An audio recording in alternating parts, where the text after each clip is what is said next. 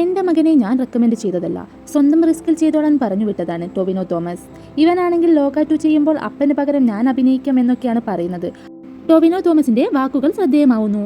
എൻ്റെ മകനെ ഞാൻ അതിരടിയിൽ റെക്കമെൻഡ് ചെയ്തതല്ല. എൻ്റെ കുട്ടിക്കാലം ചെയ്യാൻ എൻ്റെ മുഖച്ഛായുള്ള ഒരാൾ വേണമെന്ന് പറഞ്ഞപ്പോൾ വന്നതുമല്ല. ഞാനല്ല ഇവൻ്റെ പേര് പറഞ്ഞത്. എന്നോട് അവർ ഇങ്ങോട്ട് വിളിച്ചു ചോദിക്കുകയായിരുന്നു. ഷൂട്ടിങ്ങും എഡിറ്റിങ്ങും കഴിഞ്ഞ ശേഷം എഡിറ്റർ ചമൻ ചാക്കോയാണ് അവിടെ അങ്ങനെ ഒരു കട്ട് കൂടി വന്നാൽ നന്നായിരിക്കുമെന്ന് പറഞ്ഞത്. അപ്പോൾ ഞാൻ അവരോട് പറഞ്ഞു, എനിക്കറിയില്ല അവൻ അഭിനയിക്കുമോ എന്നൊന്നും.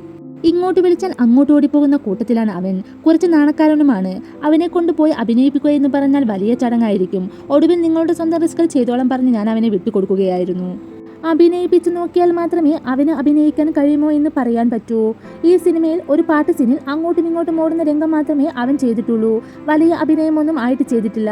അതൊക്കെ അവൻ വലുതാകുമ്പോൾ താല്പര്യമുണ്ടെങ്കിൽ ചെയ്യട്ടെ കാര്യങ്ങളാണെന്ന് ടൊവിനോ പറയുന്നു. തിയേറ്ററിൽ സിനിമ കണ്ട ശേഷം അവൻ ഹാപ്പിയാണ്. അവൻ ഇതിൻ്റെ സീരിയസ്നെസ് ഒന്നും അറിയില്ല.